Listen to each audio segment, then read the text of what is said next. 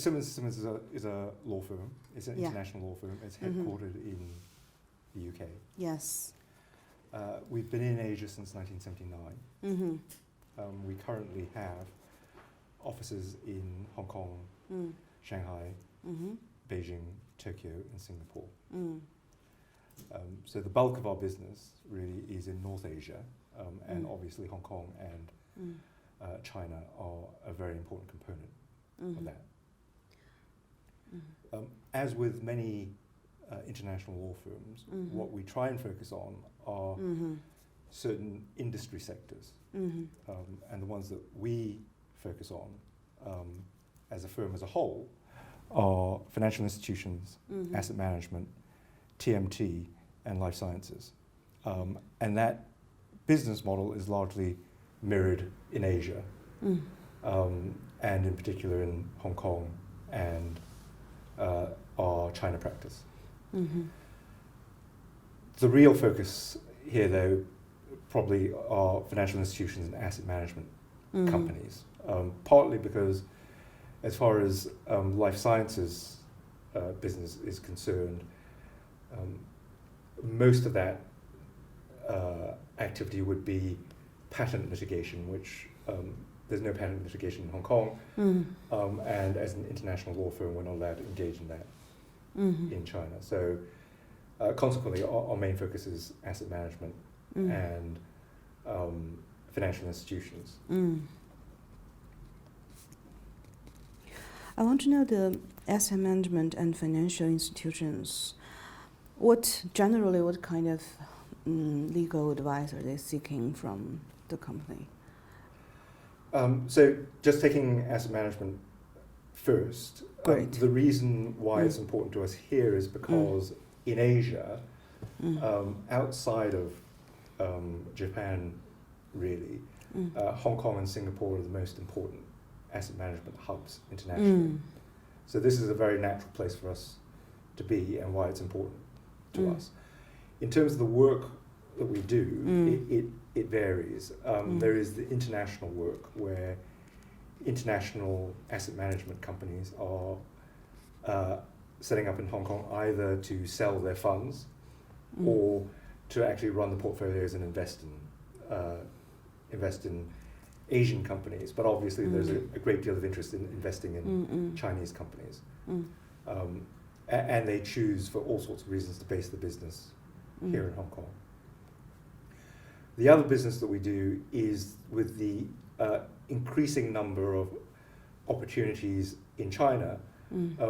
Chinese asset management companies are setting up in Hong Kong as the first step to internationalization of their business. So we help them set up business in Hong Kong as well. So that's asset management in terms of our asset management client base, fund managers.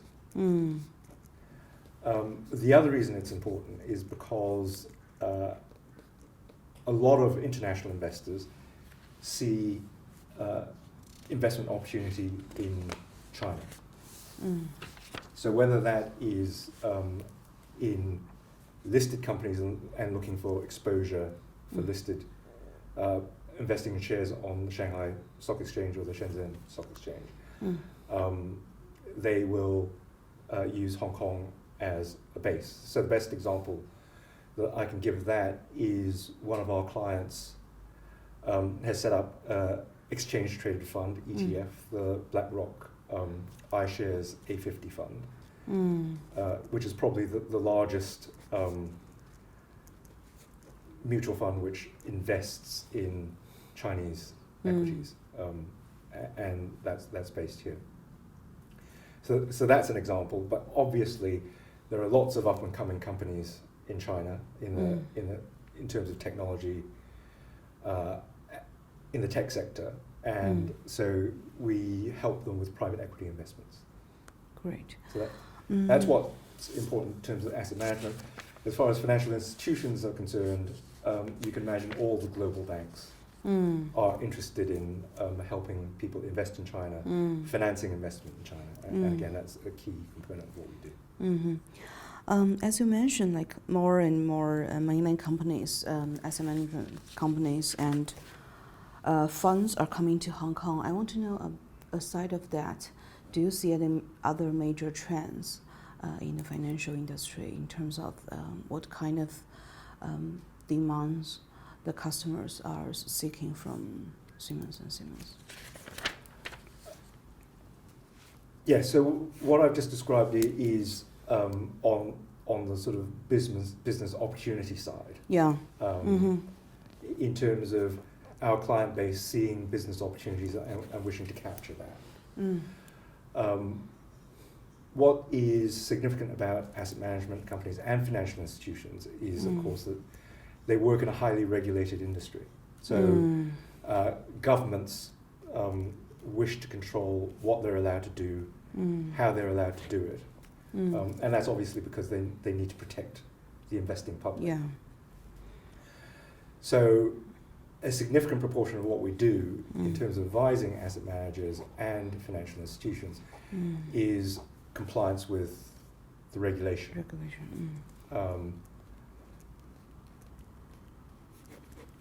And that's slightly split in terms of here in Hong Kong, we can advise on Hong Kong law. So it's very focused on what you're allowed to do and how you can do it in Hong Kong, and partially with the Chinese clients establishing businesses in Hong Kong, we do that for them as well. But in terms of the inbound work, where people are investing in China, as with all international law firms, we're not engaged in advising in Chinese law, because that's that goes beyond the terms of our license. So what we do is really try and help our clients understand the business environment in China in the context of what they do. And we're able to do that because we due to our long association with clients, we understand what their business is, have a better understanding of what their business objectives are. But do you understand China? Well, we work in conjunction with Chinese law firms. Okay. Yeah. I think any international lawyer who is telling you the truth will say no one really understands China, and no one would really presume to understand China. So we're doing our best, but it is essential to work in conjunction with the Chinese law firms, and I think that they have better information about the regulation. They have better relationships with the CSRC. It's all natural and understandable. So we see it as an important part of our strategy to partner with Chinese law firms to deliver the right sort of service to our clients. So, want to know your future plans and business strategy in Hong Kong and on mainland China. It's a good question. Law firms typically plan on a 3 to 5 year cycle. And what we try to do is to be responsive to our clients' needs, and that's one consideration. The other consideration, of course, is we try to only do what we're really good at. There are other law firms which will try and do everything and be all things to all people. But the Simmons philosophy is we really need to stick to what we're good at. Which is financial and asset management. Exactly. So those are the areas that we really think present opportunities for growth. And that's where we invest in. So when law firms talk about investment, they're really looking about hiring new lawyers or growing that side of the business in terms of human capital, finding the right lawyers. What we're not particularly interested in is opening new offices in different cities just for the sake of being able to say we have X number of offices in Y countries or whatever. We'd rather be more concentrated in the major hubs. And for this purpose, we would say that would be Hong Kong and Beijing. And Shanghai, right? Shanghai, less so for asset management companies. Beijing is very, very important to us because a lot of the industries that our clients are interested in investing in are regulated industries. So whether it's energy, technology, or pharmaceuticals, they are regulated by the Chinese government, and it's important that we're close to the regulatory authorities in China. So that's why I see Beijing as a important hub for us. Shanghai is important as a commercial center, but given what the nature of the advice that we give, as I've explained, we clients come to us and ask us how do we comply with the various regulations. Then it's important for us to be near the center of where that thinking goes on. That's great. So, yeah. I also want to know more about yourself. When did you join the company? I joined Simmons and Simmons in 1989. I was a summer intern in '87. Summer intern. Where did you go to school? I went to school, I was born here, I went to school here first, and then I went to school in England. Then I went to university in England. Which university? I went to London University. I didn't study law, I studied history of art. Well, that's amazing. Then Yeah, how you get a summer intern here? It was just completely by chance. I applied for a summer internship, thinking that I would try and do that, see if law was a career that I would like to pursue. And you liked it? I liked it very much, and in particular I liked the people that I worked with at Simmons in London. So I applied in order to become a lawyer you have to do a training contract for 2 years. So I applied for a training contract and got that, and much to my surprise, and then qualified as a lawyer in Simmons and Simmons and worked in London until, what year was it? Worked until the end of 1998 in London. So aside of the people in the firm you like, what's about the job you love most? The intellectual challenges of being a lawyer are quite rewarding. It's strange though, because as you become more senior, the things that you really enjoy doing, which is the law and solving problems, you spend less time doing that and you spend more time doing management. But what I still really enjoy is every now and again I do get the opportunity to get really involved in client work and client advice, and that's what. So did you like working about to give advices to companies from the very beginning, or you changed from area to area? So the way that Simmons is organized in terms of the business is that, as you can imagine, different lawyers do different things. So the best example of that is some people do litigation. Some people do mergers and acquisitions, so corporate transactions, and some people just give advice. So, for example, the example I've already given is regulatory compliance advice for financial institutions. So that's advisory, transactional, or dispute resolution. Simmons approaches it broadly in that way, but it also tries to encourage lawyers to think of themselves not as a litigation lawyer, a corporate lawyer, or an advisory lawyer, but lawyers who advise clients in a particular sector. So in my case, I do a lot of work with asset management companies and financial institutions,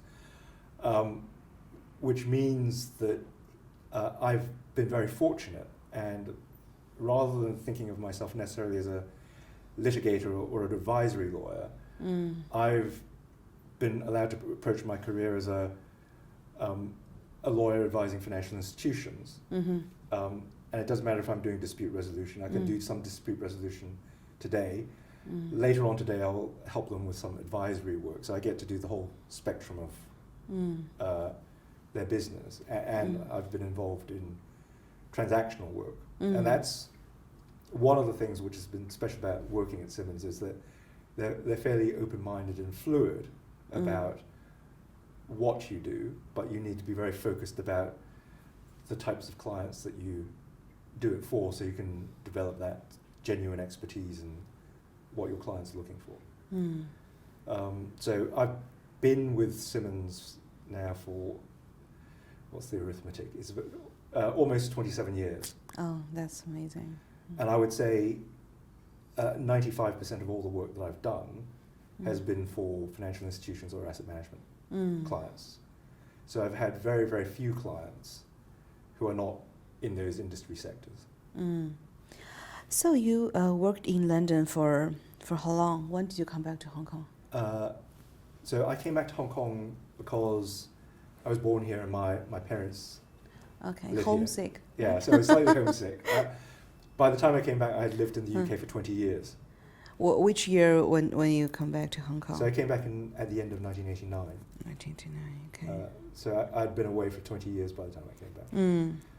And I also like the challenge of working in a new business environment. Hong Kong is very different from working in London, particularly for what if you're a financial institutions or asset management lawyer, because in many respects, London is, we would say, the most important financial centre in the world. I'm sure US law firms would say that New York is.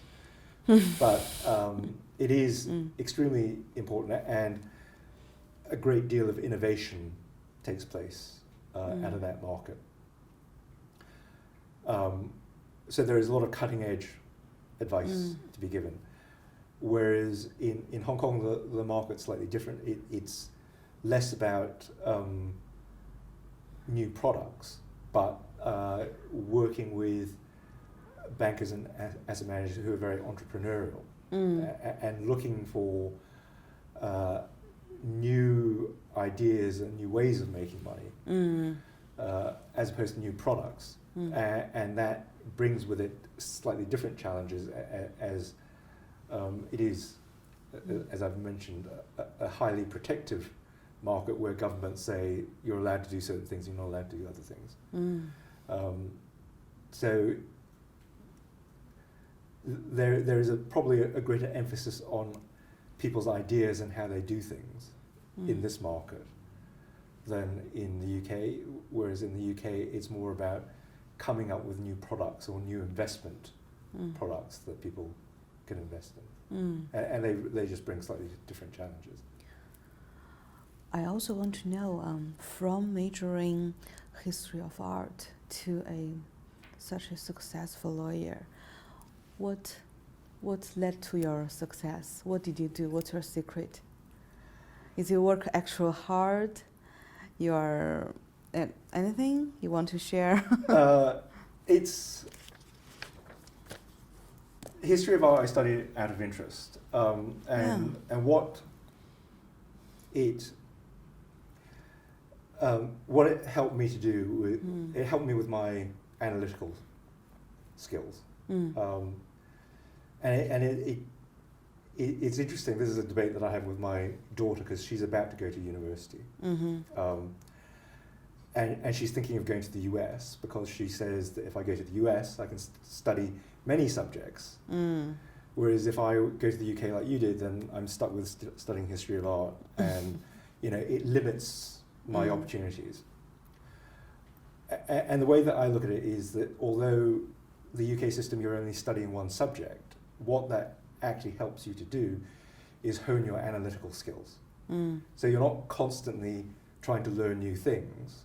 What you are doing is developing a body of information about one subject so that you can really become knowledgeable about that, and then analyzing that information, thinking about what it means, what are the consequences of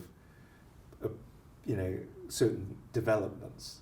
So it's not about how much you know, but how you use what you do know is how I would differentiate the two philosophies of education between the US and the UK. And I think the UK system is particularly suited to lawyers because being a lawyer is all about not necessarily knowing more things, but looking at a particular body of facts and being able to analyze those facts and to use that knowledge in a particular way. So studying history of art, I thought, although ostensibly completely different from law, the skill it teaches you in terms of analysis, making arguments, presenting your case on certain thoughts, is highly relevant. And so the reason I chose law is that when I graduated from university, I thought, I'm not a brilliant art historian. I'm never going to be able to make a living at this. So I have to look at doing something sensible. And that's when I came across the idea of doing an internship at Simmons and Simmons, and met lots of wonderful people, and the rest is history. Really. So what kind of quality the company sees in you when you're the summer intern who major in history of art? That's a very good. I was told many years later that they were thinking of not taking me at all, because at that stage, I think I was one of the first lawyers that they took, which didn't study law at university. And I was very, very fortunate to sit with a lawyer, and that when I was as summer intern, and we got on very, very well. And she told me years afterwards that actually shortly after I became a partner, she said, actually I feel slightly responsible because after your internship, they were actually thinking of not taking you on, simply because it wasn't the usual career path. And she managed to talk them into taking me, and she said, obviously she lives to regret this, but she said I was very hardworking, and I had good analytical skills, and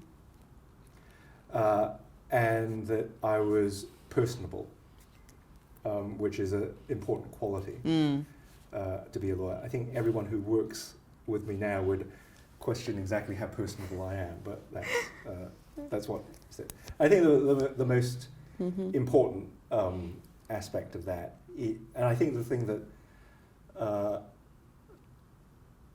probably impressed them was I was willing to do anything.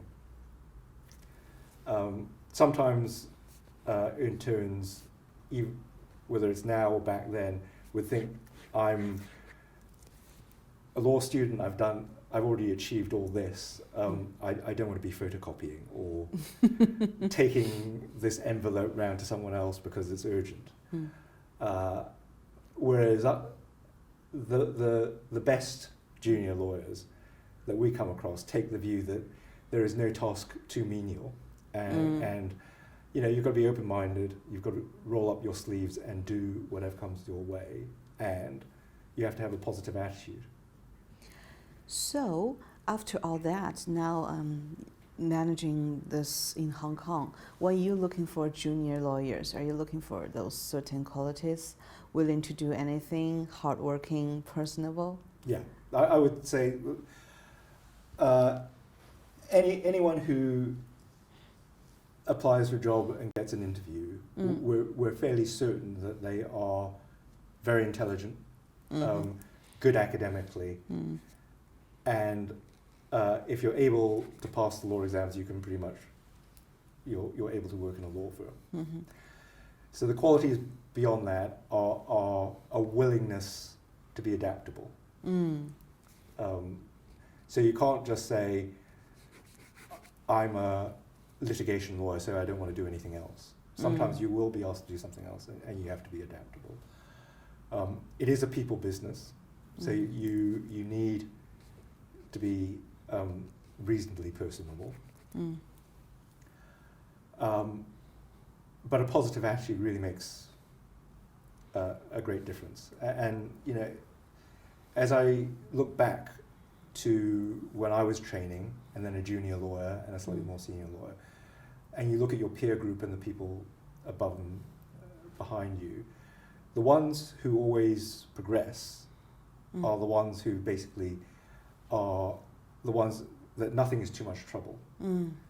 If someone says, are you too busy to do this? They're the ones who typically say, no, it's fine, I'll do it.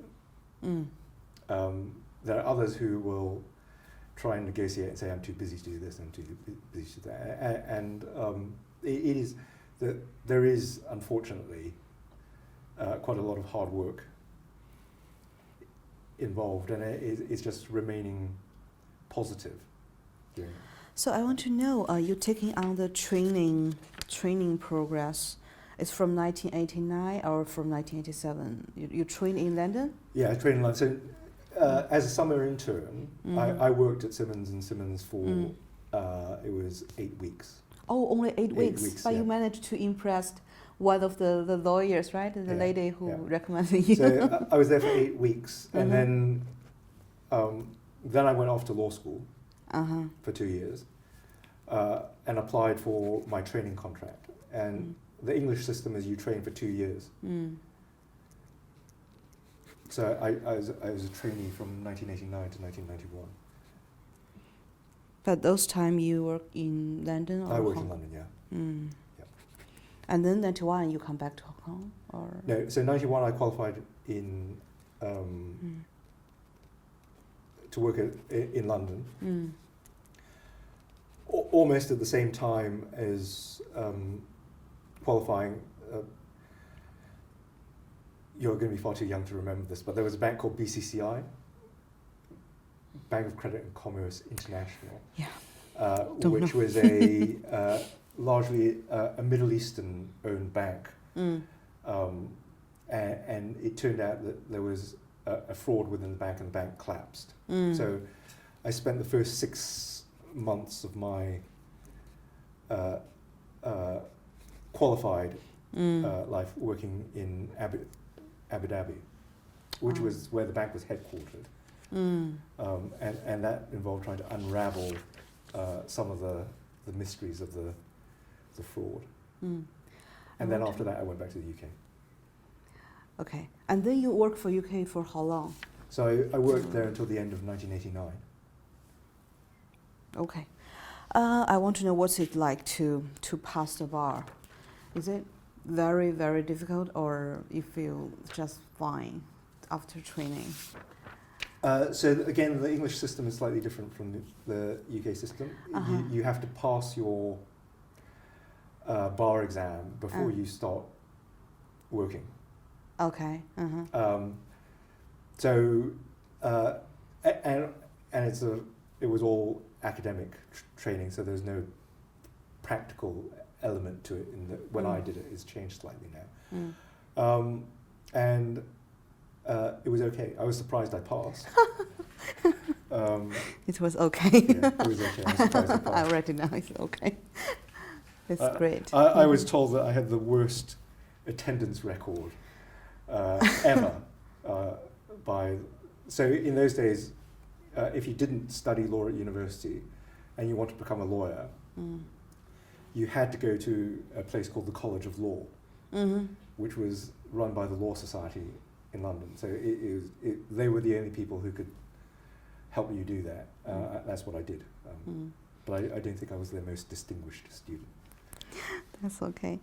I also want to know, taking this management position, the leadership role, what is your business philosophy? How you keep your employees motivated all the time? I think. So my philosophy is quite a simple one, which is honesty is the best policy. And that it is extremely important to be transparent and open with the people that work with you. Because that's essential to develop the trust. So I think if we were to ask people, that I work with, what are Paul's qualities? I think they would say he could be more personable, but at least he is honest transparent, and I think above all, you need to have that sort of relationship where they know how you're going to react if something's happened. So you have to be consistent in your reactions, and that all goes to explaining to people why you do the things that you do and all the rest of it, so they know exactly what to expect. So that helps build a basic bond with people that I am responsible for managing. In terms of motivating people, it's not just down to the management team of a law firm or any single individual. All the partners at Simmons have a role to play in motivating the younger lawyers. And the way that we think it works best is where the partners have personal stories to tell about why they became lawyers, what is it that excites them about the work, and why we think Simmons is a great place to work. So it's those personal stories that make a difference. I could stand up and try and give a motivational speech. Anytime. Right? And the entire room will be asleep before I'm finished. Whereas on a one-to-one, where if I'm working on a piece of client work with another lawyer, and I share similar experiences about having given similar advice to another client before, or working for the same client in another context, it makes the whole experience more real, rather than just, this is a piece of work and we have to get it out now. It's the history of the relationship of the firm with this particular client, or how the law has developed on this particular point over the years. To give it a slightly different point of interest is, I think, how you get people interested in doing what the they're work. doing. That's certainly, I mean, I was very lucky to work with a very talented litigation lawyer who mentored me, and that's the way he taught me. And I just found that a much more engaging way of being encouraged to be the best lawyer that I can, rather than sitting listening to people lecture me about do this, do that, this is how you do it. That's great. I also want to know, we all know that lawyers crazy busy all the time, but how you keep a balanced life? I know you have a daughter. Yeah. How you keep doing the best of the work and then have a great family? Well, I'm very lucky because my daughter always makes fun of me, so she helps bring me back down to earth about lots of things. Because you're absolutely right. In a very, lawyers work, particularly lawyers in large law firms, work in a sort of bubble. They're surrounded by like-minded people. Their clients are also like-minded people, and you live in this sort of bubble. So it's very helpful to have someone who every now and again brings you back down to earth and says, you're not important at all. Not important at all. You're a rubbish father. Do this, do that. So that helps remind you. We're also fortunate in this firm to have good relationships with our clients. And for many of the clients, although they're very, very demanding, they're also very understanding. So if you say to them, I'm sorry, I can't get this to you tonight because I have to take my daughter to something, whatever it is, most of the time they will say, that's absolutely fine. I think a lot of the pressure builds up because sometimes the lawyers are embarrassed to say to the client, I've got something even more important to do than to do your work.